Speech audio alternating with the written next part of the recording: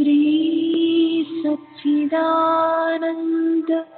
सद्गुरु साईनाथ महाराज की जय। सद्गुरु श्री साईनाथुनि शरद बाबूजी की जय।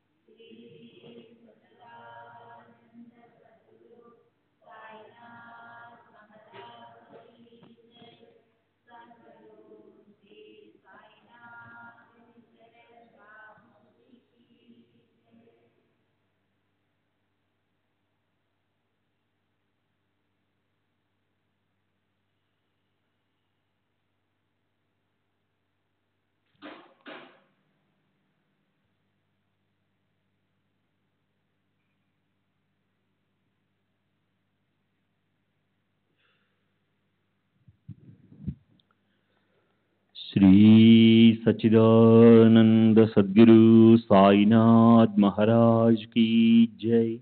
सद्गुरु श्री साईनाथ शरद बाबूजी की जय।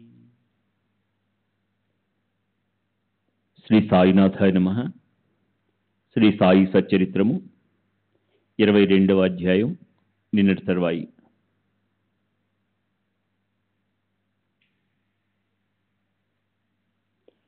స్వతంత్రాన్ని కోరుకునే వారికి పారతంత్రం నచ్చుతుందా? ఈ బందిఖానా ఇక చాలు అని అతనికి అనిపించింది. బాబా అనుమతి లేకుండానే తనకు నియమించిన ప్రదేశాన్ని విడిచి కోపరగాంకి వెళ్లి ఒక ధర్మశాలలో ఉన్నాడు. అక్కడ జరిగిన చమత్కారం వినండి. చావటానికి సిద్ధంగా ఉన్న ఒక ఫకీరు దాహంతో చాలా బాధపడుతూ ఒక గుక్కెడు నీరు త్రాగించమని అడిగాడు.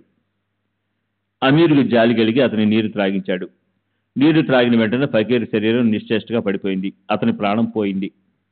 ఆ దరిదాపుల్లో ఎవరూ లేరు. పైగా రాత్రి సమయం. పాపం అమీరు గాబరాపడిపోయాడు. ఉదయాన్నే ఫకీరు ఆకస్మిక మరణానికి విచారణ జరుగుతుంది. దోషిని పట్టుకుంటారు. ప్రభుత్వం విచారణ జరుగుతుంది. నిజంగా జరిగిన దానిని చెప్తే ఎవరు నమ్ముతారు? సాక్షుల విచారణలో తేలిన దానిని బట్టి న్యాయం జరుగుతుంది. నేనే అతనికి నీరు త్రాగిస్తుంటే అకస్మాత్తుగా ఫకీర్ ప్రాణాలు పోయాయి అని జరిగిన సత్యాన్ని చెప్తే నేను పట్టుబడిపోతాను. అతని మృతికి నేను కారణమని ముందు నన్ను పట్టుకుంటారు. తరువాత ఎప్పుడూ నిజం తెలిసాక నేను నిరపరాధని నిశ్చయం అవుతుంది. కానీ అంతవరకు పరిస్థితిని భరించలేను. అందువల్ల వెంటనే వచ్చిందాటే పారిపోవాలని నిశ్చయించుకున్నాడు. అలా అమీరు ఎవరో చూడకుండా ఆ రాత్రి అక్కడి నుండి బయలుదేరాడు. వెలుగుకి తిరిగి చూస్తూ ముందుకు నడుస్తూ దారి పొడుగునా బాధపడ్డాడు. చావడిని చేరుకునే వరకు మనసుకు శాంతి లేదు అని చింతిస్తూ అమీరు షిరిడీ పయనమయ్యాడు. బాబా ఇలా చేశారేమిటి? ఇది ఎక్కడ పాపం ముంచుకొచ్చింది? ఇది నా కర్మే ఇలా ఫలించింది అని నాకు బాగా తెలిసింది. సుఖం కోసం చావడిని వదిలిపెట్టాను. అందుకే నాకు ఈ శిక్ష. బాబా, ఇప్పుడు నీ కష్టం నుండి బయటికి లాగి తీసుకుని వెళ్ళి షిరిడీలో పడవేయండి అని అనుకున్నాడు. వెంటనే అమీరు ఆ శవాన్ని ధర్మశాలలో వదిలి ఆ రాత్రే బయలుదేరాడు. బాబా బాబా అని నోటితో అంటూ కరుణించమని వేడుకుంటూ చావడికి చేరుకుని ప్రసాదతను పొందాడు. అలా జరిగాక అతడు లెంపలు వేసుకుని చెడు మార్గాన్ని వదిలి మంచిగా ప్రవర్తించసాగాడు. అలా అతడు బాబాపై విశ్వాసంతో వాతం జబ్బు నుండి తేరుకున్నాడు. తరువాత జరిగిన దానిని వినండి. మొత్తం చావడి 3 భాగాలు. ఆగ్నేయములో బాబా ఉంటారు. 4 ప్రక్కల చెక్క పలకలు మూయబడి ఉండేవి. బాబా అందులో శయనించేవారు. రాత్రంతా దీపాలు వెలిగించి ఉంచేవారు. ఎల్లప్పుడూ బాబా వెలుగులో పడుకునేవారు. ఫకీర్లు బైరాగులు బయట ప్రదేశంలో చీకట్లో ఉండేవారు. బహుశా అమీరు కూడా వారిలో ఒకడు కావచ్చు. ఇటు అటు ఇతరులు కూడా ఎంతోమంది అక్కడే అడ్డంగా చేరబడో లేక నిద్రపోతూనే ఉండేవారు. బాబాకు వెనుక వైపు సామాను ఉండే గదిలో పరమ విరాగి సేవా తత్పరుడు అయిన అబ్దుల్లా అనే భక్తుడు ఉండేవాడు. ఒకరోజు అర్ధరాత్రి బాబా గట్టిగా కేకలు వేస్తూ అబ్దుల్లాను పిలిచి, నా పక్కలోకి దెయ్యం వచ్చి చేరింది చూడరా అని అన్నాడు. బాబా బిగ్గరగా మరలా పిలువగా అబ్దుల్ దీపాలను చేతపుచ్చుకుని వచ్చాడు. బాబా గట్టిగా కేకలు వేస్తూ, ఇప్పుడు అది ఎక్కడే ఉండింది కదా అని అన్నారు. అంతా బాగా చూచాను, ఇక్కడ నాకేది కనిపించలేదని అబ్దుల్ చెప్పాడు. కళ్ళు తిరిగి సరిగా చూడరా అని బాబా మరలా చెప్పారు. అబ్దుల్ అంతా తిరిగి చూశాడు. బాబా తమ సట్కాతో నేలపైన కొట్టుతుంటే బయట నిద్రపోతున్న జనం మేల్కొని చూడసాగారు. అమీర్ చక్ర కూడా మేల్కొన్నాడు. ఇవాళ ఇదేం గొడవ? ఈ అర్ధరాత్రి అప్పుడు మాటికి సటకా దెబ్బలు ఎందుకబ్బా? బాబా లేలగని ఎక్కడి నుండో పాము ప్రవేశించింది అని బాబాకు తెలిసిందని అమీర్కి అర్థమైంది. అతనికి బాబా యొక్క స్వభావం బాగా అనుభవపూర్వకంగా తెలుసు. బాబా మాట్లాడే పద్ధతి తెలుసు. పరిస్థితిని అంతా అర్థం చేసుకున్నాడు. భక్తులకు ఏదైనా అరిష్టం సంభవిస్తే బాబా అది తమకే కలిగినట్లు చెప్తారు. బాబా యొక్క ఆ భాష అమీర్కి అవగతం. అందువలన అతడు విషయం అర్థం చేసుకున్నాడు. ఇంతలో అతని పక్క వద్దే ఏదో కదులుతున్నట్లుగా కనిపించింది. వెంటనే అబ్దుల్, ఇక్కడికి దీపం పట్టుకురా అని అమీరు అరిచాడు. దీపం బయటకు తీసుకుని రాగానే ఆ వెలుతురులో చుట్టుకుని ఉన్న పాము కనిపించింది. పాము తలను కిందకి పైకి కదిలిస్తుంది. జనం దాన్ని అక్కడే చంపేశారు. అది బాబా యొక్క మహదోపకారమని తలచి బాబా తమ విచిత్ర పద్ధతితో ఎట్లా భక్తులను జాగరూకులను చేస్తారు కదా అని అనుకున్నాడు. ఎక్కడి దెయ్యం ఎక్కడి దీపం, సమయానికి సరిగ్గా మేలుకొలిపి భక్తులను కష్టాల నుండి కాపాడడం కోసమే వారి యుక్తి. ఇటువంటి అసంఖ్యాకమైన పాముల కథలను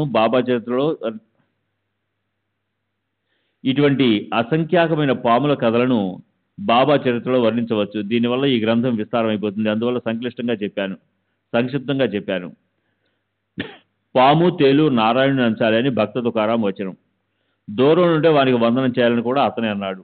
అవి ఆత్మజాతికి చెందినవి కనుక వారిని చెప్పులతో శిక్షించాలని అన్నాడు. అందువలన క్రూర జీవులతో ఎలా ప్రవర్తించాలో నిశ్చయంగా తెలియదు. పరమేశ్వరుని నియమం ప్రకారం ఆయా జీవుల స్వభావ ధర్మాన్ని అనుసరించి వాని పనులు ఉంటాయి. ఇదే ఇందులోని మర్మం. దీనికి బాబా సమాధానం ఒకటే, జీవులన్నీ సమానం, అన్నిటి యందు అహింసాభావం ఉండాలి. పాము గాని తేలు గాని అన్నిటికీ అధిష్టానం ఈశ్వరుడే. ఆయన సంకల్పం లేనిదే ఎవరైనా ఏ అపాయాన్నైనా చేయగలరా? ఈ విశ్వమంతా ఈశ్వరుని ఆధీనంలో ఉంది. ఇక్కడ ఏది స్వతంత్రం కాదు. ఇది బాబా తెలియజేసిన అనుభవ జ్ఞానం. కానీ మనం దురభిమానాన్ని విడిచిపెట్టాం. ఒక తేలు చెరువులో పడి ఉక్కిరి బిక్కిరే తలడిల్లుతూ నీళ్ళలో మునిగిపోతుంటే ఒకడు ఆనందంగా చప్పట్లు కొడుతూ, నీవు ఇలాగే మమ్మల్ని బాధపడతావు అని అన్నాడు. ఆ చప్పట్లను విని మరొకడు పరిగెత్తుకుని వచ్చి తేలు నీటిలో మునకలు వేస్తుంటే కరిగిపోయాడు. తేలు దగ్గరికి వెళ్ళి పటకారతో దానిని బయటికి తీశాడు. తేలు తన జాతి స్వభావంతో అతని బొటను వెళ్ళి కుట్టింది. మన జ్ఞానం ఇక్కడ ఏం పనికి వస్తుంది? మనం అన్ని విధాలా పరాధీనులం. మన బుద్ధిదాత నారాయణుడు. అతడు ఎలా జరిపిస్తే అలా జరుగుతుంది. శ్రీ సచ్చిదానంద సద్గురు సాయినాథ్ మహారాజ్ కీ జై. సద్గురు శ్రీ సాయినాథుని శరత్ బాబూజీకి జై. 180.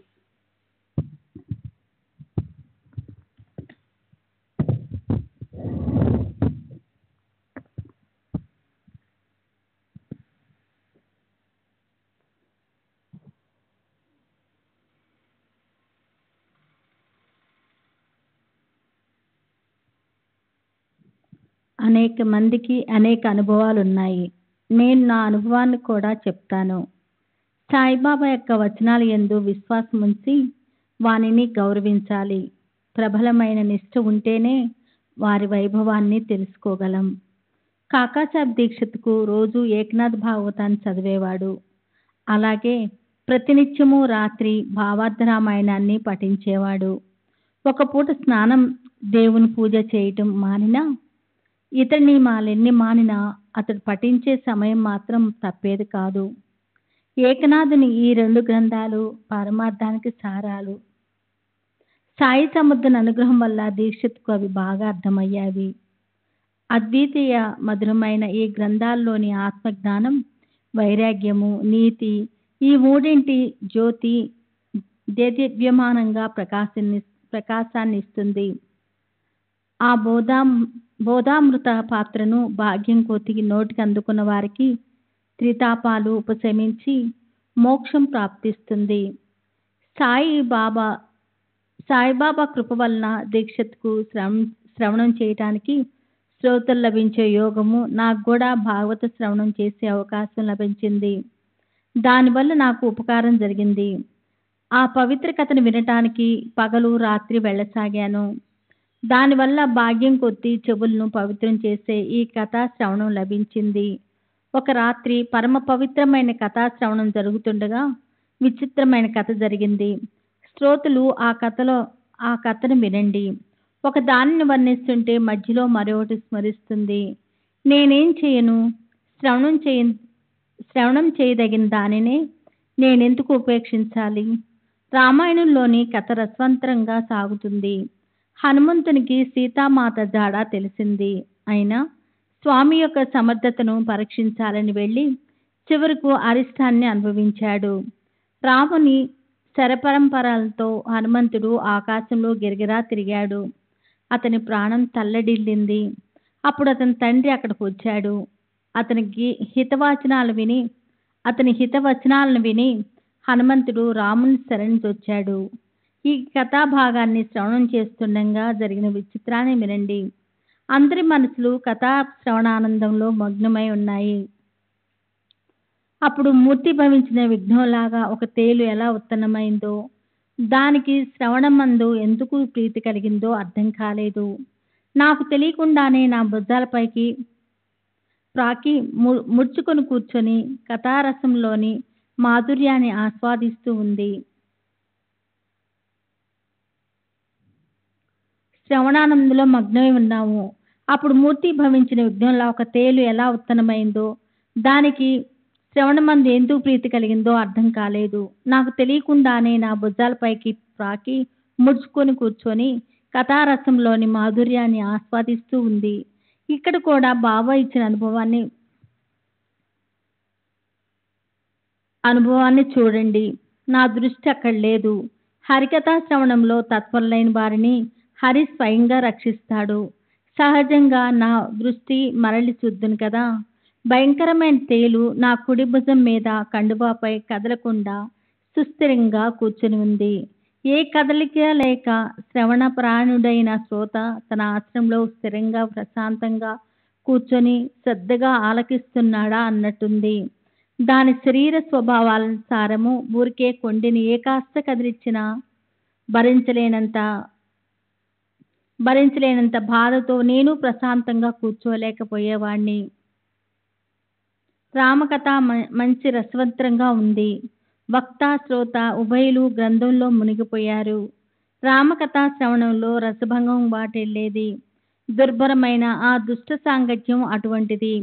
అదే మరి రామకథా మహిమ. అక్కడ విఘ్నాలు ప్రభావం సాగదు. విఘ్నాలు తమ ధర్మాన్ని మరిచి అక్కడ విశ్రాంతిని పొందుతాయి.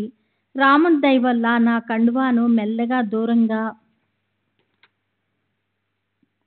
దూరంగా పడేయాలని నా బుద్ధికి తోచింది. చంచల బుద్ధి గల ప్రాణిని చివరి వరకు విశ్వసించరాదు. పైన వేసుకున్న అంగవస్త్రాన్ని మెల్లగా 2 చివర్లా పట్టుకొని దానిలో తేలును బాగా గట్టిగా మూటగట్టి తోటలోకి వెళ్ళి జారవిడిచాను. జాతిరీత్యా తేలు భయంకరమైనది. అవకాశం దొరికితే దాని జాతి స్వభావంతో కుట్టుతుందని భయం కలుగుతుంది. నిజమే, కానీ బాబా ఆజ్ఞ బలీయమైంది. అందువల్ల తేలును చంపటానికి చేతులు రాలేదు. ఇక్కడ శ్రోతలకు సందేహం కలగటం సహజం. తేలు ఘాతుకి కదా, మరి దానిని చంపకూడదా? అది కుడితే సుఖంగా ఉంటుందా? ఎందుకు దాన్ని చంపకూడదని అంటారో అర్థం కాదు. పాములు, తేళ్లు వంటి విషప్రాణులు ఎవరు ఎప్పుడూ ఉపేక్షించకూడదు. అశ్రద్ధగా వాన్ని వదిలేయరాదు అని అంటాము. వాన్ని విడిచిపెట్టాలని బాబా చెప్పారా? శ్రోతల అనుమానం నిజమే. నాకు కూడా ఇలాగే అనిపించింది. కానీ ఇటువంటి సందర్భాల్లో బాబా అభిప్రాయాన్ని వినండి. ఇంతకంటే విపత్కరమైన సందర్భము ఒకసారి షిరిడీలో కాకాసాబ్ దీక్షిత్కు మేడపైన కిటికీ వద్ద ఒక భయంకరమైన పాము వచ్చి చేరింది. కిటికీ చట్టం కింద రంధ్రంలో నుండి లోపలికి ప్రవేశించింది. దీపం వెలుతురులో చుట్టుకొని మెరుస్తూ కూర్చుంది. దీపాల వెలుతురుకు మనుషుల సందడికి ఒక్క క్షణం కలవరపడి తర్వాత ఊరికే ఉండిపోయింది. వెనుకకు వెళ్ళదు, ముందుకు జరగదు. పడగను క్రిందకి పైకి కదులుస్తూ ఉంది. దానిని ఏ ఉపాయంతో చంపాలా అని అందరూ ఒకటే గోల పెడుతున్నారు. ఒకడు బడితను, ఒకరు కర్రను పట్టుకొని పరుగున వచ్చారు. కానీ దాన్ని కొట్టడానికి స్థలం ఇరుగ్గా ఉన్నందున చాలా కష్టం కలిగింది. సహజంగా అది ప్రాకుతూ గోడపై నుండి క్రిందికి దిగితే ప్రథమంగా నా పరుపు చుట్ట వద్దకు వచ్చి ఉంటే దాంతో నాకు మహా కష్టం కలిగేది. దాని నాజుకు శరీరంపై దెబ్బకు పడితే అది దెబ్బ తప్పించుకొని ఉంటే అది పగతో అపాయాన్ని కలిగించేది. దీపాన్ని తెచ్చి చూడగా అది ఉన్న స్థలం కనిపించింది.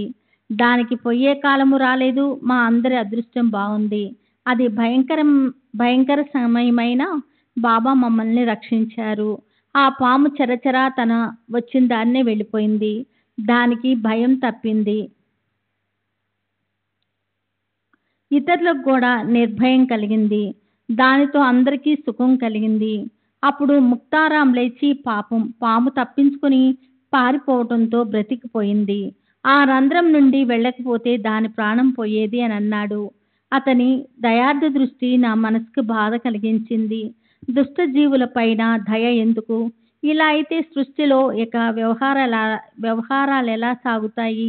అక్కడికి ముక్తారాము అప్పుడప్పుడు వస్తాడు. కానీ మేము రోజు ఉదయము సాయంకాలం కూర్చుంటాము. నా పరుపు చుట్ట మరి కిటికీకి దగ్గరగానే. అతని మాట నాకు నచ్చలేదు. అతడు పూర్వపక్షాన్ని వహిస్తే నేను ఉత్తరపక్షాన్ని చేపట్టాను. ఒకటే వాదోపవాదాలు. చర్చలు బాగానే సాగాయి. నిర్ణయం ఏం తేలలేదు. పామును చంపాలని క్షణం కూడా వదిలిపెట్టరాదని ఒకరంటారు. నిరపరాధ జీవిని ఎందుకు హింసించాలని మరొకరంటారు. ఒకరు ముక్తారాం మాటను వ్యతిరేకించి నా మాటను ఒప్పుకున్నారు. అలా పరస్పర వాదన బాగా పెరిగింది. చివరికి ఏమీ తేలలేదు. ముక్తారాం క్రిందకి వెళ్ళిపోయాడు. నేను నా స్థలాన్ని మార్చాను.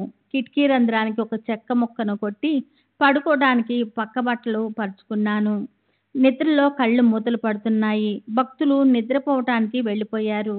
నేను ఆవలించసాగాను. వాదం దానంతట అదే ఆగిపోయింది. అలా ఆ రాత్రి గడిచి తెల్లవారింది. కాలకృత్యాలు తీర్చుకొని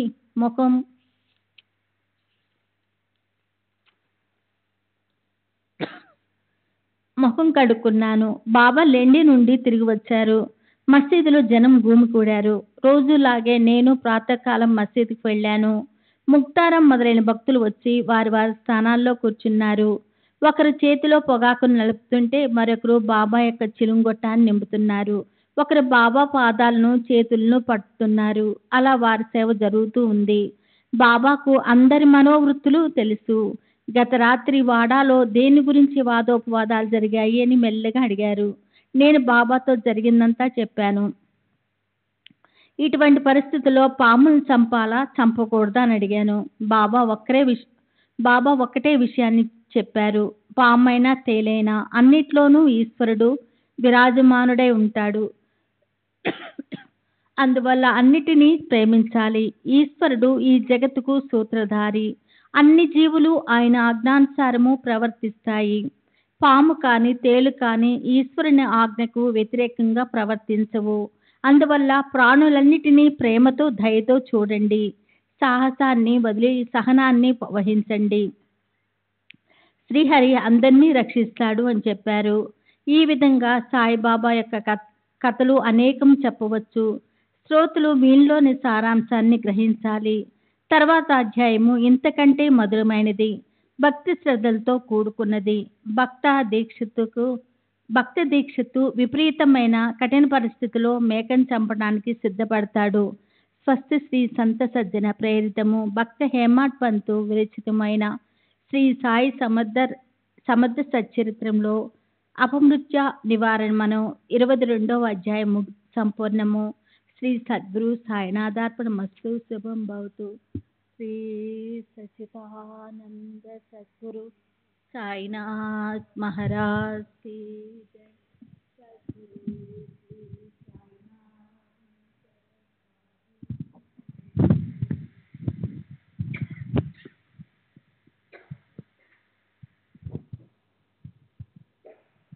శ్రీ సాయి సచ్చరిత్ర 23వ అధ్యాయము. శ్రీ గణేశాయ నమః.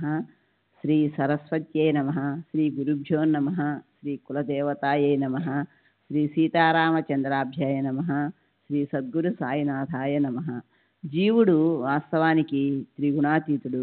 కానీ మాయామోహితుడై తన సచ్చిదానంద స్వరూపాన్ని మరచిపోయి శరీరమే తాను అని అనుకుంటాడు.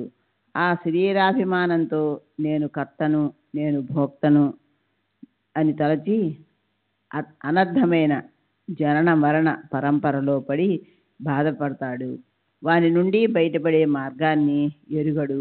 గురువు పాదాలయందు ప్రేమపూర్వకమైన భక్తి యోగమే అనర్థాలను ఉపశమింప చేసే మార్గం.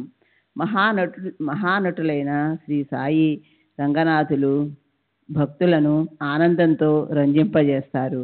వారు అవతార పురుషులని మేము విశ్వసిస్తాము. కారణం వారి లక్షణాలన్నీ అవే.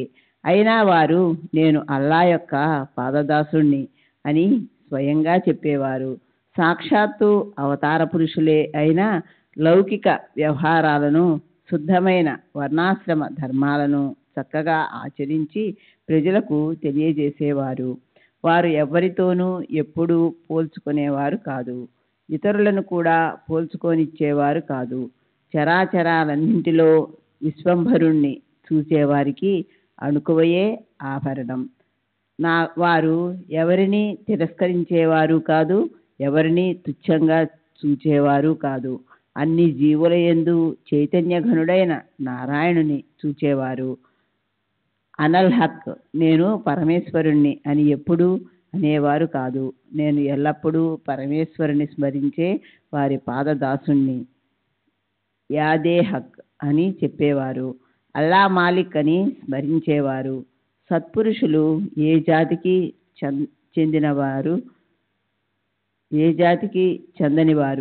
వారు ఏమి తింటారు, ఎలా ప్రవర్తిస్తారు అన్న విషయాలు, వారి స్థితిగతులు మనకి అర్థం కావు. వారు ఎల్లప్పుడూ అన్నింటికీ అతీతులు. జడులైన జీవులను ఉద్ధరించడానికి పరోపకార పరాయణులైన సత్పురుషులు సృష్టి యందు అవతరిస్తారు. ఇదే పరమేశ్వరుని కృప. పుణ్య సంచయనం బాగా ఉంటేనే సత్పురుషులను గురించిన విషయాలు విని ఆనందించాలన్న కోరిక జనిస్తుంది. ఒకసారి ఒక యోగాభ్యాసి నానా చాందోర్కర్ని వెంట పెట్టుకుని బాబా దర్శనానికై మసీదుకు వచ్చాడు. అతడు పతంజలి యోగశాస్త్రాన్ని సమగ్రంగా అభ్యసించాడు. కానీ అతని అనుభవం చూస్తే అతనికి ఒక్క క్షణమైనా సమాధి స్థితి సాధ్యమయ్యేది కాదు. సాయి మహారాజు యోగీశ్వరులు. వారు అనుగ్రహం ఉంటే నా సంశయాలు తొలగిపోయి సమాధ్యవస్థ స్థిరపడుతుంది అని తలచి సాయిబాబాను దర్శించుకోగా అప్పుడు బాబా ఉల్లిపాయను నంచుకుంటూ రొట్టెలు తింటూ కూర్చున్నారు. ఎండు సద్ది రొట్టెను ఉల్లిపాయను బాబా నోటి వద్ద చూసి నా సందేహాలను ఇతడేం నివారించగలడు అని అతనికి అనుమానం కలిగింది. అతని మనసులో వికల్పం కలిగింది.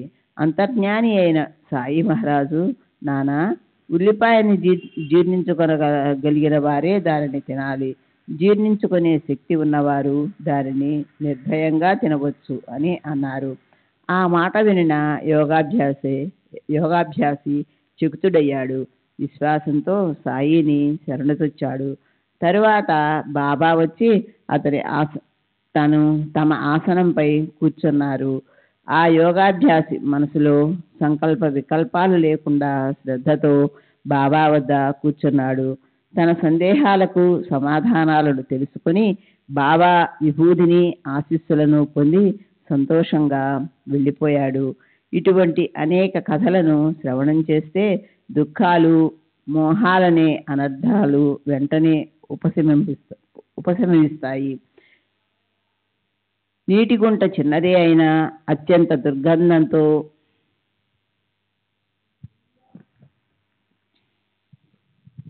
కూడుకొని ఉన్న ఆ మురికి గుంటను పంది నిరతిశయ సుఖమని అనుకుంటుంది.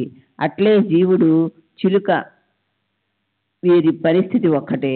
ఒకరు శరీరంలోనూ ఒకటి పంజరంలోనూ బంధింపబడి ఉన్నారు. చిలుకకు స్వాతంత్ర్యం లేకున్నా పరతంత్రమే బాగా ఉన్నదనుకుంటుంది. కూపస్థమండూకం వంటి ఈ చిలుక తన సర్వసుఖాలను పంజరంలోనే ఉన్నాయని అనుకుంటుంది.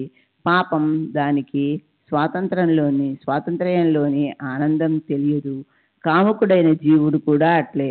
ఆహా, నా పంజరం ఎంత సుఖంగా ఉంది, ఊగడానికి బంగారు కమ్మి ఎంత బాగా ఉంది, తల క్రిందులుగా వేలాడుతున్న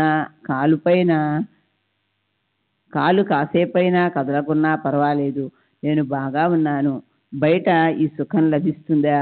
తినటానికి దానిమ్మ గింజలు, రుచికరమైన మిరపకాయలు దొరకవు. నా సుఖాన్ని నేను చేతులారా వదులుకోవాలా అని అనుకుంటుంది. కానీ ఆ చిలుకకు తగిన సమయం వచ్చిందా? అకస్మాత్తుగా ఎవరో కలిసి ప్రేమగా దాని వెన్ను తట్టి కళ్ళకు అంజనం వేస్తారు. ఆ స్పర్శతో శక్తిపాతమై కళ్ళు తెరుచుకొని పంజరం నుండి బయటపడి రెక్కలు విప్పుకొని గాలిలో ఎగురుతుంది. ఇక దానిని ఎవరు ఆపగలరు? ఎదుట విశాల జగత్తు కనిపిస్తుంది. యథేచ్ఛగా తినడానికి దానిమ్మ గింజలు, జామ పళ్ళు, స్వేచ్ఛగా విహరించడానికి విశాలాకాశం అప్పుడు స్వాతంత్ర్య సుఖాన్ని అనుభవిస్తుంది.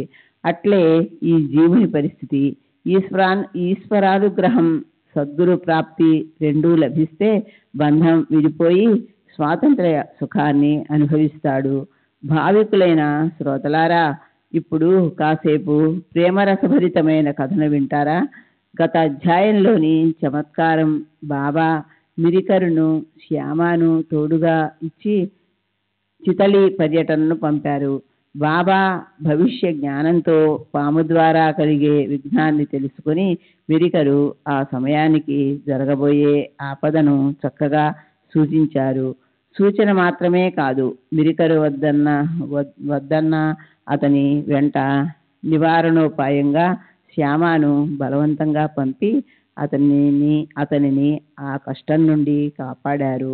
భక్త కళ్యాణ తత్పరుడైన బాబా అలా బాలాసాహెబ్ మిరికరు గండాన్ని తప్పించి విచిత్రమైన అనుభవాన్ని కలుగజేశారు. అంతకంటే ఘోరంగా శ్యామకు అకస్మాత్తుగా పాము కరిచిన పరిస్థితిలో బ్రతుకుతాడన్న ఆశ కూడా లేనప్పుడు బాబా అతనిని మృత్యువు నుండి విముక్తి చేశారు. ముందుగా ఈ కథను శ్రోతలకు చెబుతాను. ఇది కూడా ఒక బాబా లీల. పాము కాటు వేసినప్పుడు బాబా ఏం ఉపాయం చేశారో చూడండి. సుమారు 7 గంటలప్పుడు శ్యామ చిటికెన వేలిని పాము ఏకాఏకి కాటేయగా అక్కడ విషం వలన మంట, భరించలేనంత అత్యంత వేదన, ప్రాణాంతకం వంటి ఆ బాధను మాధవరావు భయభీతుడై తనలో చింతించసాగాడు. అతని శరీరం ఎర్రబారింది. ఆప్తులు, స్నేహితులు అందరూ కలిసి విఠోబా వద్దకు పద అని అన్నారు. అతని ప్రాణం అపాయంలో పడింది.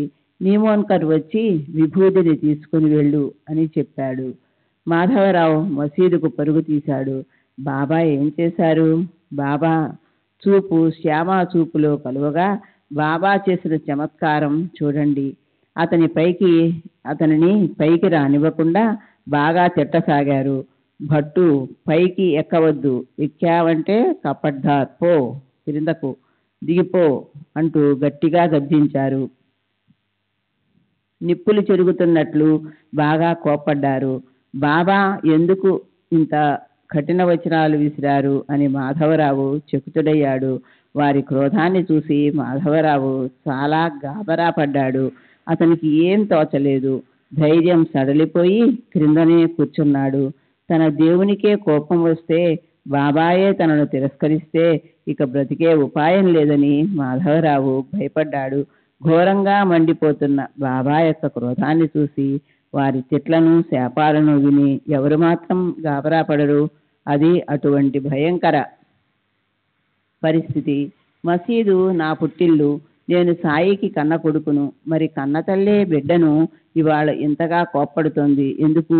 పాము కాటేసింది అన్న వేదనను తల్లి దగ్గర కాక మరెక్కడ చెప్పుకుంటాం అని ఆ తల్లే తనని తరిమేస్తే ఇక తన గతేమిటి అని దీనంగా మొహం పెట్టాడు. బిడ్డకు కన్నతల్లి ఎట్లాగో మాధవరావుకు బాబా కన్నతల్లి. ఇటువంటి అనుబంధం అహర్నిశలు ఉండగా మరి ఆ రోజు ఇదేం పరిస్థితి? తల్లే తన్ని తరిమేస్తే ఇక బిడ్డను ఎవరు రక్షిస్తారు? అప్పుడు మాధవరావు ప్రాణం మీద ఆశకు నీళ్లు వదులుకున్నాడు. కొంతసేపు గడిచాక బాబా శాంతించారు. మాధవరావు ధైర్యం తెచ్చుకొని పైకి వెళ్ళి కూర్చున్నాడు. అప్పుడు బాబా, నీవు ధైర్యం వదలకు, ఏం చింతపడకు, నీవు బాగవుతావు, దయాళుడువైన ఫకీరు నిన్ను సంరక్షిస్తాడు. ఇంటికి వెళ్ళి సుస్థిరంగా కూర్చో, ఇంటి నుండి బయటకు ఎక్కడకు వెళ్లకు, నిర్భయంగా నిశ్చింతగా ఉండు, నా మీద విశ్వాసముంచు అని చెప్పాడు. శ్యామ ఇంటికి చేరుకునేసరికి బాబా తాత్యాతో కబురు పంపారు. అతనిని నిద్రపోవద్దని చెప్పు, ఇంటిలోనే తిరుగుతుండాలి, నచ్చిన దానిని సుఖంగా తిని జాగ్రత్తగా ఉండమని చెప్పు. కాకాసాహెబ్ దీక్షిత్తో బాబా, ఆ రాత్రి కురుకు పడుతుంది, అతనిని నిద్రపోనివ్వకండి అని చెప్పారు. అలా జాగ్రత్త పడగా ఆ బాధ వదిలిపోయింది. వేలి మీద విషపు మంట కొద్దిగా ఉంది. తరువాత అది కూడా పోయింది. ఎటువంటి భయంకరమైన గండం గడిచింది! ఇటువంటి ప్రేమమయి సాయిమాత భక్తుల కోసం కరుణతో కరిగిపోతారు. భట్టు, పైకి ఎక్కవద్దు అన్న శబ్ద ప్రవాహాన్ని బాబా మాధవరావు పైన ప్రయోగించారా? కాదు. ఆ శబ్ద సంధానం మాధవరావును ఉద్దేశించి కాక కాటేసిన పాముపై తీవ్రంగా ప్రయోగించబడింది. ఎక్కావంటే కపడ్దార్ అన్న సాయి నోటి నుండి వెలువడిన తీక్షణమైన ఆజ్ఞతో విష సంచారం ముందుకు ప్రసరించకుండా అక్కడే ఆగిపోయింది. అంత మాత్రమే కాదు, పో క్రిందకు దిగిపో అన్న సాయి యొక్క మాటే పంచాక్షరీ మంత్రం. దానితో తక్షణం విషం దిగిపోయింది. అంతే. లౌకికమైన పంచాక్షరీ మంత్రాలు, ఇతర ఉపాయాలు అవసరం రాలేదు. ఈ విధంగా భక్తులకు ఆశ్రయమైన సాయి భక్తుల కష్టాలను తొలగిస్తారు. బాబా ఏ మంత్రాలు చేయలేదు, నీటిని బియ్యాన్ని మంత్రించి చల్లలేదు. మరి విషం ఎలా దిగిపోయింది? ఇది చమత్కారం కాదు. వారి నోటి నుండి వెలువడిన మాట మాత్రంతో మాధవరావు బాధ తగ్గిపోయింది. వారి కరుణకు అంతమంటూ లేదు. గత అధ్యాయంలో సూచించిన అద్భుతము రసభరితము అయిన మొత్తం కథనంతా శ్రోతలు శ్రద్ధగా వినండి. మునుపటి అధ్యాయంలో వర్ణించిన దానికంటే ఇది విశేషమైనది. సాయిబాబా ఎలా లీలలు చేస్తారో శ్రోతలు వింటారు. శ్రీ సచ్చిదానంద సద్గురు సాయినాథ్ మహారాజ్ కీ జై. సద్గురు శ్రీ సాయినాథ్ ముని శరత్ బాబూజీ కీ జై.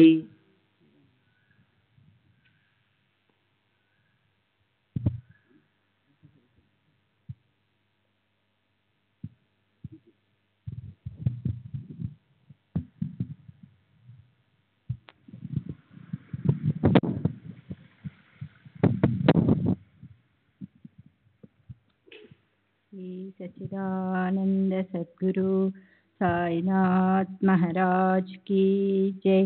सद्गुरु श्री సాయినాథ్ శరత్ బాబూజీకి జై. రసపూరితమైన ఈ కథలను వింటే గురువచనాలయందు దృఢ విశ్వాసం కలిగి కర్మ అకర్మ వికర్మలు తొలగిపోయి గురు చరణాలయందు నిష్ఠ ఏర్పడుతుంది.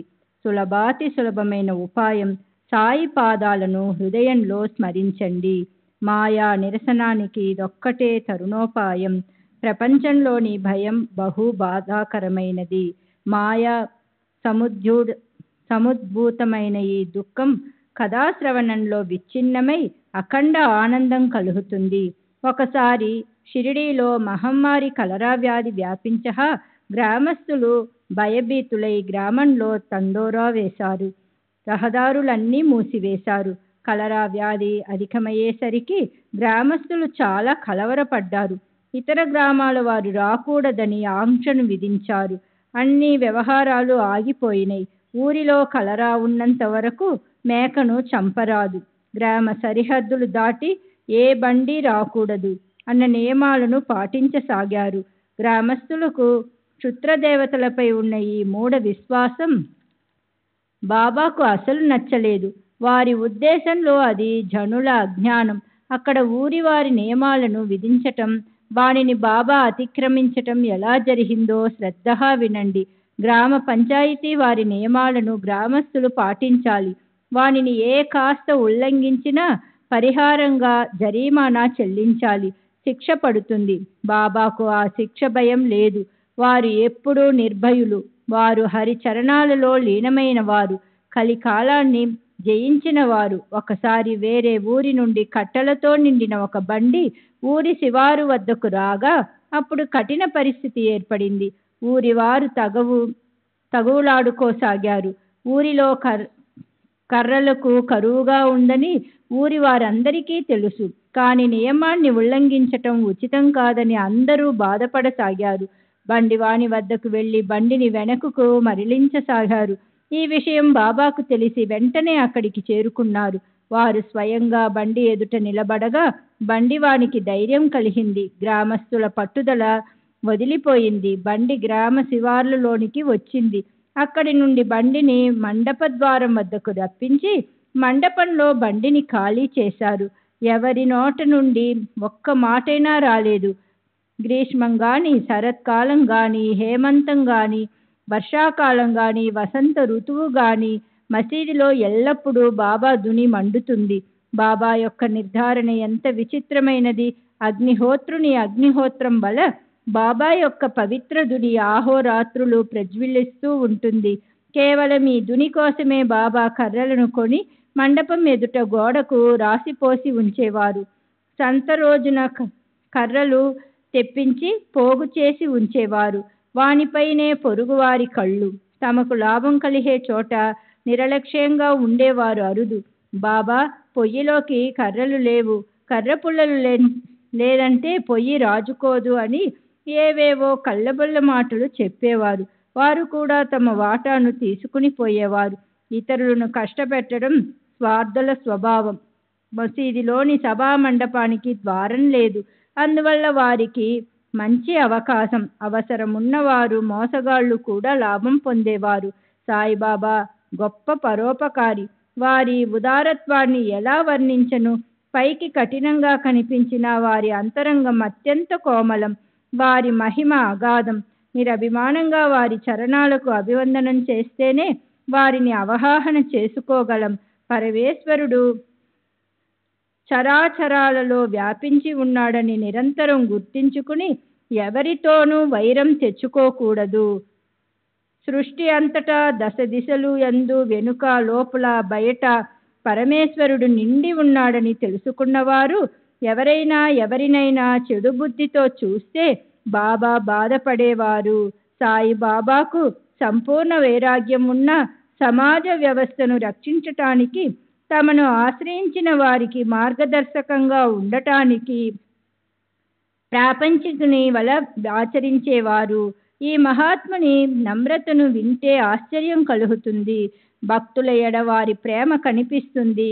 వారి అవతారం సార్థకం. వారి హృదయంలో దీనుల ఎడల అమితమైన వాత్సల్యం. వారికి వినమ్రత చాలా ఇష్టమని కోటాను కోటి అనుభవాలను చెప్పవచ్చు. వారు ఉపవాస తపవాసాలు ఎన్నడూ చేసి ఎరుగరు. హఠయోగాది సాధనాలతో శ్రమించేవారు కాదు. రుచిగా కమ్మగా కావాలని ఎన్నడూ కోరుకునేవారు కాదు. ఆహారాన్ని కొంచెంగానే సేవించేవారు. కొన్ని ఇళ్లకు నియమంగా వెళ్ళి చద్దివో ఎండువో రొట్టెలను అడుక్కునేవారు. ఇదే వారి నిత్య భిక్ష. వారు జిగ్వను అదుపులో ఉంచేవారు. వారు జిగ్వ యొక్క కోరికలను తీర్చేవారు కాదు. మృష్టాన్నాలను ఆశించేవారు కాదు. ఏది లభించినా లభించకపోయినా సంతృష్టి పడేవారు. అలా ప్రాణధారణను చేసుకుంటూ నిరభిమానంగా ఉంటూ జ్ఞానానికి మోక్షానికి సాధనమైన శరీరాన్ని రక్షించుకునేవారు. వారి శాంతియే వారి భూషణం. వారికి మాలలు, అలంకరణలు, విభూతి మరియు చందన చర్చనలు అవసరం లేదు. శ్రీ సాయి పూర్ణ పరబ్రహ్మ. అతి పావనము, బోధదాయకము, భక్తి ప్రధానమైన ఈ ఆఖ్యానాలను శ్రద్ధగా శ్రవణం చేసిన వారి మాయా భ్రమ తొలగిపోతుంది. భావార్థులైన శ్రోతలు జతగూడినప్పుడు సాయి యొక్క నిధి తెరుచుకుంటుంది. వ్యర్థంగా కుతర్కం చేసే వారికి ఇది అర్థం కాదు. అమాయక భక్తులు ఆ ప్రేమను అనుభవించగలరు. ఇక తరువాతి కథానుసంధానం. శ్రోతలు ఏకాగ్ర మనసుతో వింటే ప్రేమ ఉప్పొంగి కళ్ళల్లో ఆనందాశ్రువులు నిండుతాయి. బాబా చాతుర్యం ఎంతటిది! వారి యుక్తి ప్రయుక్తులలోని మర్మాన్ని సద్భక్తితో తెలుసుకున్న వారు తరచూ అనుభవాలను పొందుతారు. ఈ సాయి చరిత్ర పీయూషస్థానం. దానిని శ్రద్ధగా ఆదరించి గురు చరణాలలో మనసు నుంచి కథానుసంధానాన్ని వినండి. ఈ కథ అపూర్వమైన ఆనంద రసభోజనం. దీనిని సేవించేటప్పుడు శ్రోతలు త్వరపడకూడదు. రకరకాల పదార్థాలలోని విశిష్టతను యథేచ్ఛగా చవి చూడాలి. కట్టెల బండి కథ చాలు. అంతకంటే విలక్షణమైన మేక కథ వృత్తాంతాన్ని వింటే శ్రోతలకు ఆశ్చర్యం, గురుభక్తులకు ఆనందం కలుగుతుంది. ఒకసారి ఒక తమాషా జరిగింది. ఎవరో మరణానికి సిద్ధంగా బక్క చిక్కి ఉన్న ఒక మేకను తెచ్చారు. దానిని చూడటానికి జనం వచ్చారు. యజమాని గాని ఏ దిక్కు మొక్కు లేని వారిని రక్షించేవారు సాయి మాత.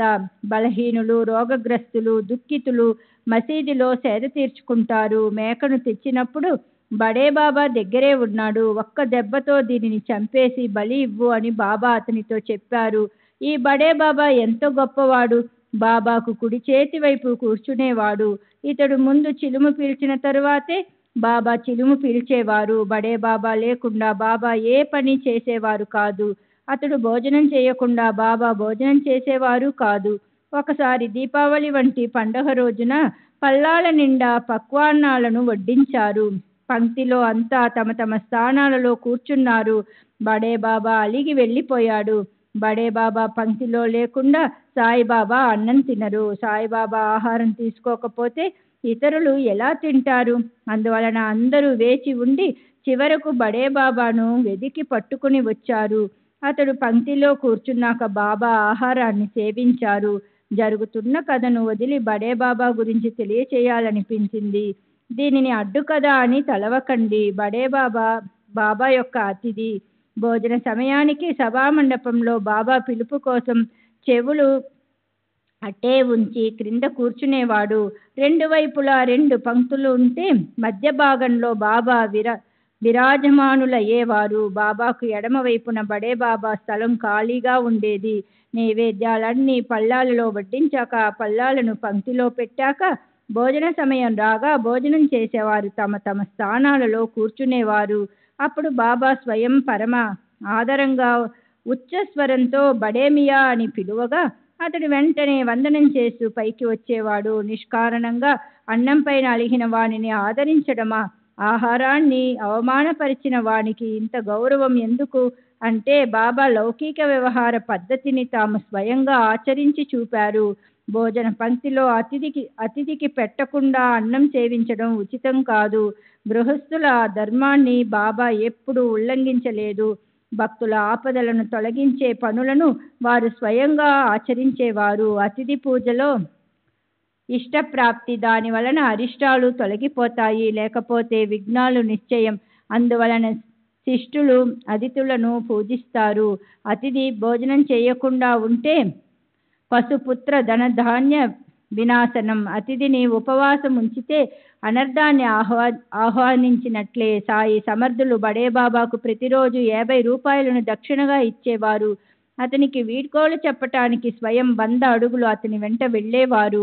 మేకను బలి ఇమ్మని ఆ బడేబాబాకు మొదటి అవకాశాన్ని ఇస్తే, దీనిని ఊరికనే ఎందుకు వధించాలి అని అన్నాడు. అక్కడే ఉన్న మాధవరావుతో బాబా, శ్యామ, నీవైనా కత్తి పట్టుకురా, ఈ మేకను కోద్దాం, వెళ్ళు అని ఆజ్ఞాపించారు. మాధవరావు గొప్ప భక్తుడు.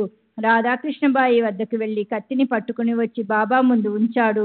మాధవరావు కత్తిని పట్టుకురావడానికి శ్రమపడినా అతడు కత్తి లేకుండా వచ్చి ఉంటే అది బాబాకు నచ్చేది కాదు. ఇంతలో ఈ విషయం రాధాకృష్ణబాయి చెవిలో పడి ఆమెకు దయ కలిగి కత్తిని వెనకకు తెప్పించేసుకుంది. మాధవరావు మరో కత్తిని పట్టుకుని రావడానికి వెళ్ళి తన చేతులతో ఆ హత్య జరగకూడదని వాడాలోనే కూర్చుండిపోయాడు. తరువాత కాకా దీక్షితు మనసును పరీక్షించాలని బాబా, నీవు వెళ్ళి కత్తిని పట్టుకురా, ఆ మేకను వధించి దానిని బాధ నుండి విముక్తి చేద్దామని ఆజ్ఞాపించారు.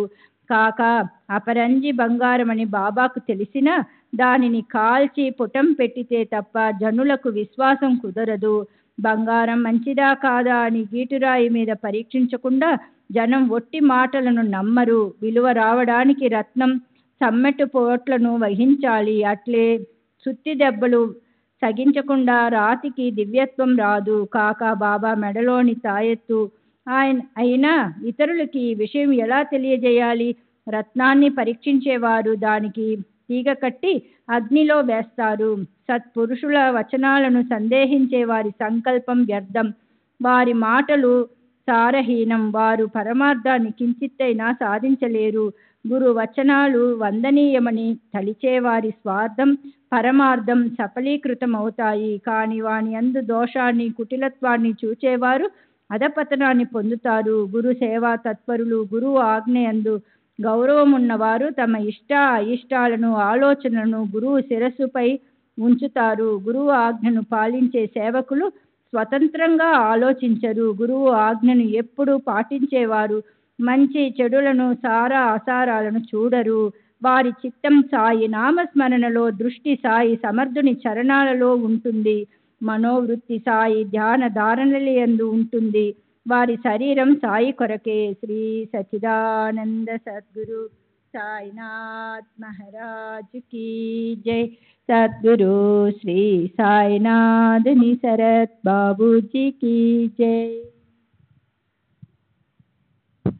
గురు ఆజ్ఞను, ఆజ్ఞాపాలనను రెండింటిలో ఒక్క క్షణమైన ఆలస్యం సహింపరానిది.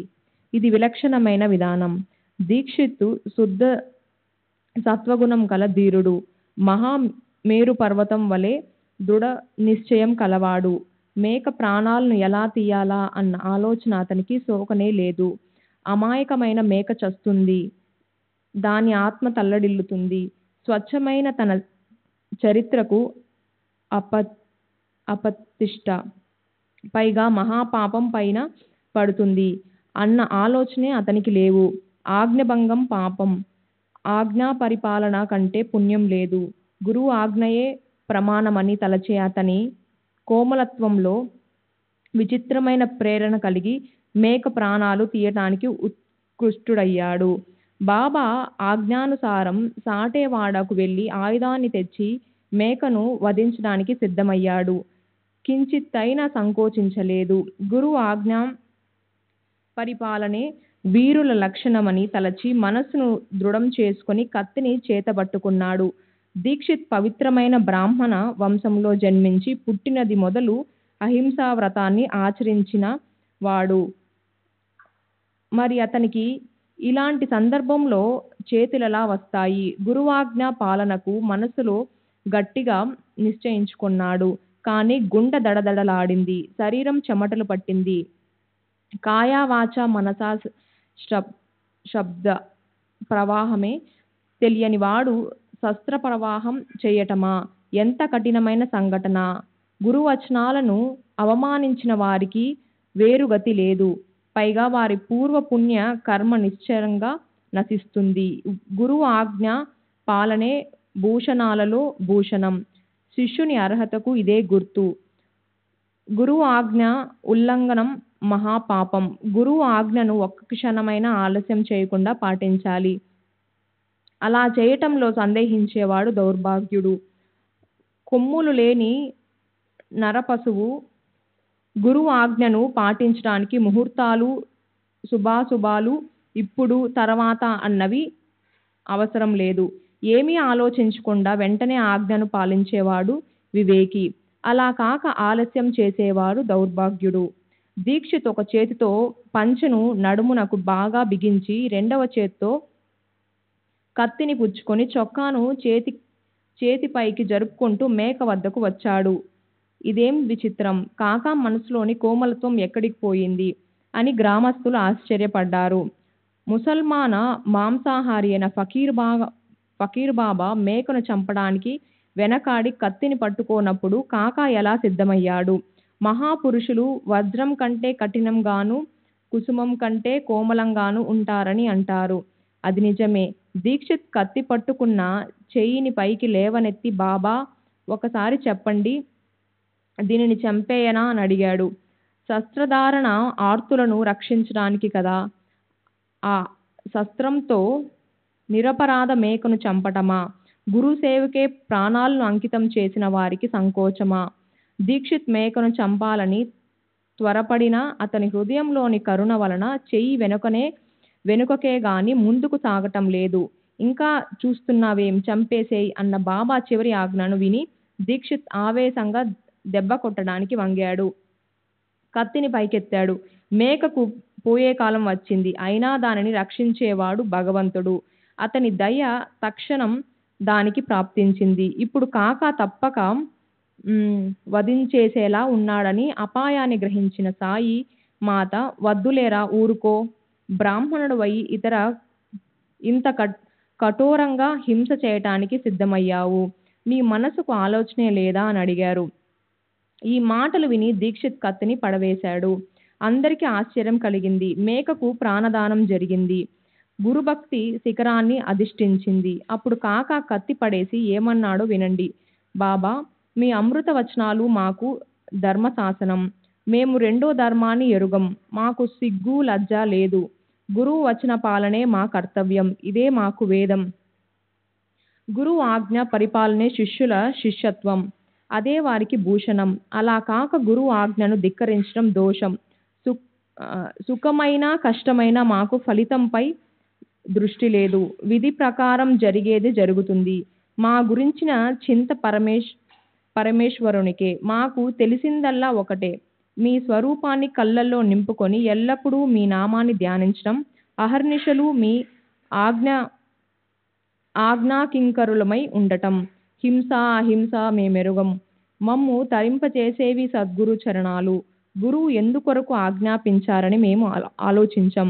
ఆజ్ఞ పాలనే మా కర్తవ్యం. గురువు ఆజ్ఞ స్పష్టంగా తెలిసాక యుక్తాయుక్తాలను ఇష్టాయిష్టాలను ఆలోచించే శిష్యులు సేవా భ్రష్టులై నష్టపోతారు. గురువు ఆజ్ఞను ఉల్లంఘించడం జీవుని అధఃపతనం. గురువాజ్ఞ పరిపాలన ముఖ్యమైన ధర్మాచరణ. మనసు గురుచరణాల్లో ఉండాలి. ప్రాణాలు ఉండని పోని మాకు గురు ఆజ్ఞయే ప్రమాణం. దాని ఫలితం గురువుకు తెలుసు. మేము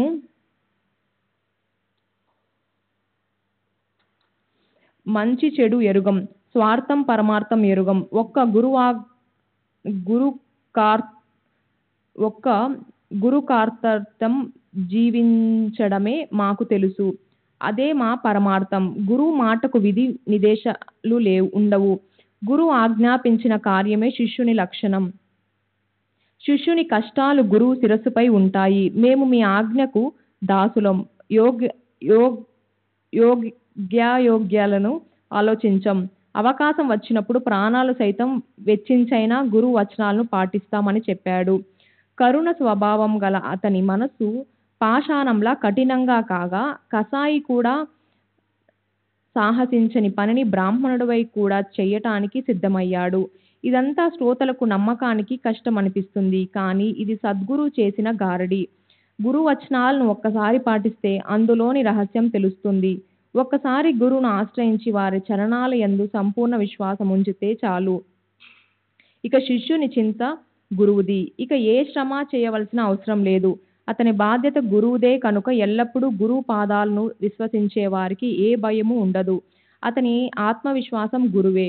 ఒడ్డుకు చేరేవారు గురువే. ఉత్తమ, మధ్యమ, అధమ అని శిష్యులు 3 రకాలుగా ఉంటారు. ఒక్కో రకాన్ని సంక్షిప్తంగా తెలియజేస్తాను. గురువు యొక్క మనోభీష్టాన్ని తెలుసుకొని వారి ఆజ్ఞ కోసం ఆగక, వారు చెప్పక ముందే దానిని వెంటనే పాటించడం ఉత్తమ శిష్యుని లక్షణం. గురువు ఆజ్ఞను తూచా తప్పకుండా, అక్షరం ఆలస్యం చేయకుండా పాటించేవారు మధ్యమ శిష్యులు. గురువు ఆజ్ఞాపించినప్పుడు చేస్తానంటూ జాప్యం చేస్తూ అడుగడుగునా పొరపాటు చేయటం అధమ శిష్యుని లక్షణం. గురువు వద్దే ఉన్న అంతరంగంలో నిత్యానిత్య వివేకం, పరమ వైరాగ్యం లేకపోతే గురువు వారిని ఎలా అనుగ్రహిస్తారు? నిరంతరం గురు చరణాలను ఆశ్రయించి ఉన్న వారి కోరికలను ఆప్తబంధువై పరమేశ్వరుడు తీర్చి వారిని నిష్కాములుగా, వారి మనస్సులను నిశ్చలంగా మారుస్తాడు. నిస్వార్థమైన శ్రద్ధ, ప్రబలమైన ప్రజ్ఞాబలం, దృఢమైన సహనం ఉంటే పరమార్థం నిశ్చయం. ఇక్కడ హఠయోగం, ప్రాణాయామం, సమాధి వగైరా అవసరం లేదు. ఈ సాధనలన్నీ మనకు అర్థం కానివి. శిష్యుడు బాగా శిక్షణ పొందితే ఇక సద్గురు యొక్క అనుగ్రహానికి ఏం ఆలస్యం? గురువు ఎల్లప్పుడూ వారి కరుణను ప్రసాదించడంలో తత్పరులై ఉంటారు. సగుణ సాక్షాత్కారాన్ని భక్తులు మాత్రమే అనుభవిస్తారు. భావికులకు భక్తి కలుగుతుంది, ఇతరుల మనసుల్లో డాంబికం. తరువాత బాబా కాకాతో, ఈ నీళ్ల డబ్బా పట్టుకో, నేనిప్పుడు హలాల్ చేసి దీనికి సద్గతిని కలిగిస్తానని అన్నారు. అసలే ఆ మేక చావుకు సిద్ధంగా ఉంది. అక్కడే దగ్గరలో తకియా ఉంది. ఫకీర్ బాబాకు సమయానికి సరిగ్గా ఒక ఆలోచన తట్టింది. ఆ మేకను తకియాలో వధించడానికి బాబా అనుమతి తీసుకున్నాడు. కానీ అక్కడి నుండి తీసుకుని వెళుతుంటే మేక దారిలోనే చచ్చిపోయింది. మేక చావటం తప్పదని అందరికీ తెలుసు. ఆ విషయాన్ని గ్రహించి సరైన సమయంలో బాబా ఆ లీలను చూపించారు. సద్గురును శరణుజొచ్చిన వారు సద్గురు స్వరూపులై పోతారు. సైంధవం సాగరంలోనికి స్నానానికి వెళితే అది మరలా బయటకు రాగలదా? ఈ జగత్తులో సుఖదుఖాలను అనుభవించే భోక్త జీవుడు. ప్రపంచంలోని సుఖదుఖాలను ప్రసాదించేవాడు పరమేశ్వరుడు. కానీ మోక్ష ప్రదాత ఒక సద్గురువే. వారు ఆత్మైక్యతకు నిధి. సద్గురు హృదయంలో దయ కలిగితే వారు దివ్య దృష్టిని ప్రసాదిస్తారు. దానితో ఈ సకల సృష్టి ఒక్కసారిగా మాయమవుతుంది. హేమాడ్ పంతు సాయి చరణాలకు శరణుజొచ్చి శరీరాభిమానాన్ని వదిలివేసి, బాబా నన్ను నిరాభిమానంగా ఉంచండి అని ప్రార్థిస్తున్నాడు. తర్వాతి 2 అధ్యాయాల్లో పరిహాసాలతో సాయి మహారాజ్ తయారు చేసిన హాస్యరస భోజనంలోని విశేషాన్ని గ్రహించండి. పైకి వినోదంగా కనిపించినా అది అత్యంత జ్ఞానదాయకం. అర్థం చేసుకున్న భక్తులు పరమసుఖాన్ని పొందుతారు. స్వస్తి శ్రీ సంత సజ్జన ప్రేరితము భక్త హేమడ్ పంతు విరచితము అయిన శ్రీ సాయి సమర్థ సచ్చరిత్రంలోని గురుభక్తి లీలా దర్శనము 23వ అధ్యాయం సంపూర్ణం. సద్గురు శ్రీ సాయినాథార్పణమస్తు. శుభం భవతు. శ్రీ సచ్చిదానంద సద్గురు సాయినాథ్ మహారాజ్ కీ జై. సద్గురు శ్రీ సాయినాథుని శరత్ బాబూజీ కీ జై.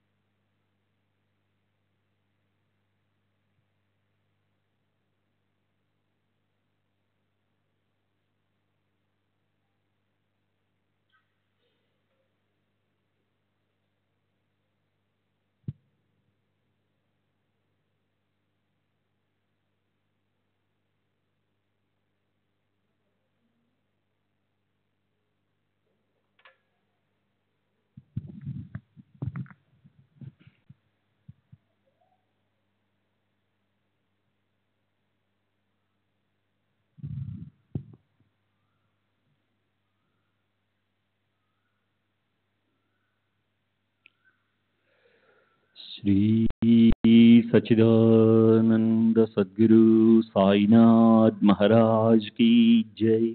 सद्गुरु श्री साईनाथ शरद बाबू जी की जय। साई रहम नजर करना, बच्चों का पालन करना।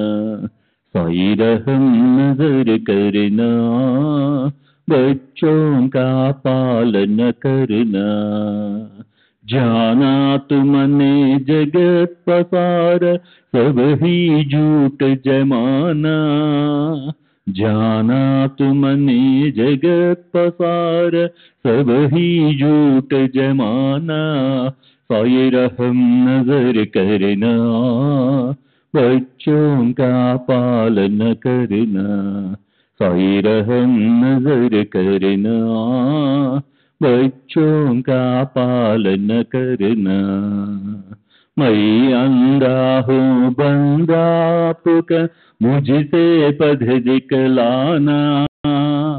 मैं अंधा हूँ बंदा आपका, मुझसे पद दिखलाना। साई रहम नजर करना, बच्चों का पालन करना।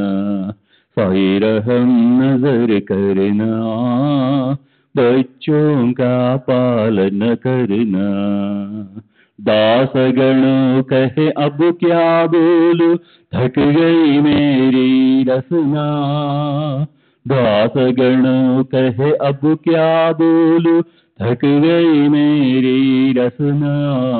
साई रहम नजर करना, बच्चों का पालन करना।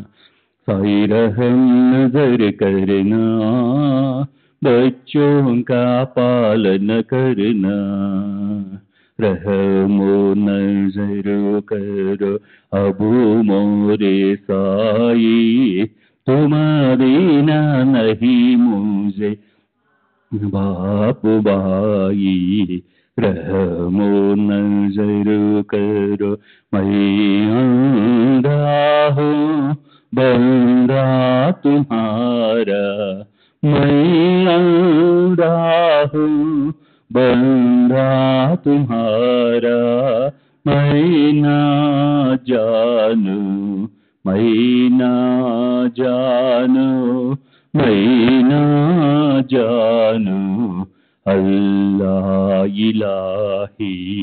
रहमो नजर करो, रहमो नजर करो अब मोरे साई।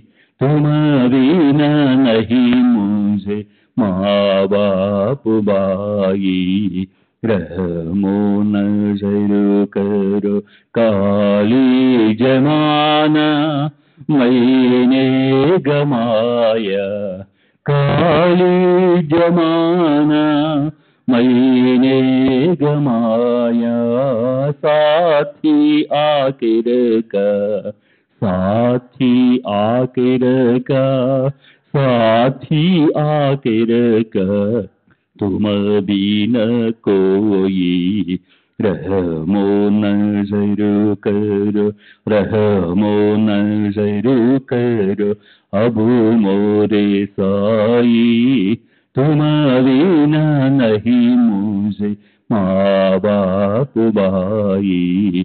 रहमो नजर करो अपने मस्जिद का झाड़ू गणो है। अपने मस्जिद का झाड़ू गणो है।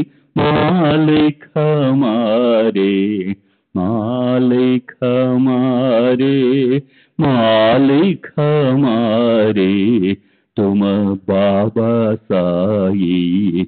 रहमो नजर करो, रहमो नजर करो अब मोरे साई। तुम बिना नहीं मुझे माँ बाप भाई। रहमो नजर करो। श्री सच्चिदानंद सद्गुरु साईनाथ महाराज की जय। सद्गुरु श्री साईनाथ शरद बाबू जी की जय।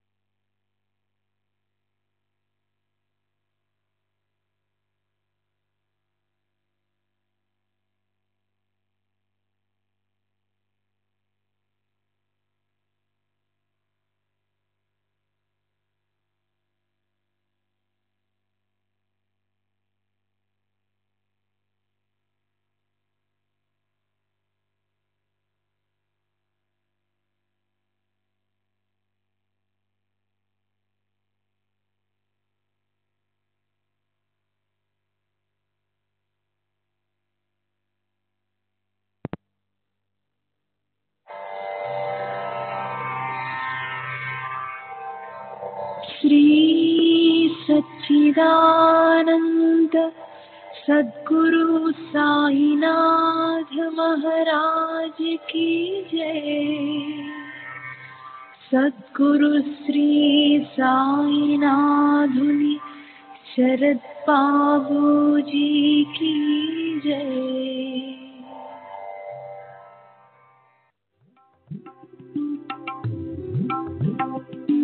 साई बाबा साई बाबा साई बाबा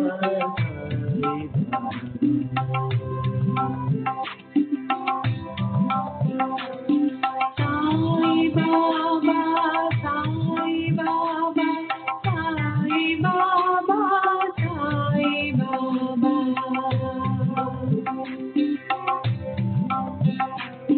साई बाबा साई बाबा साई बाबा साई बाबा साई बाबा।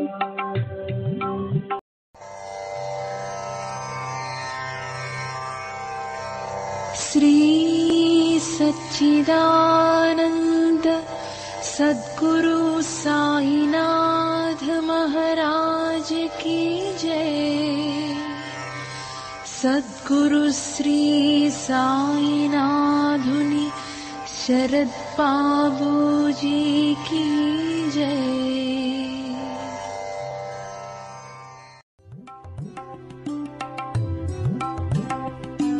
साई बाबा साई बाबा साई बाबा साई बाबा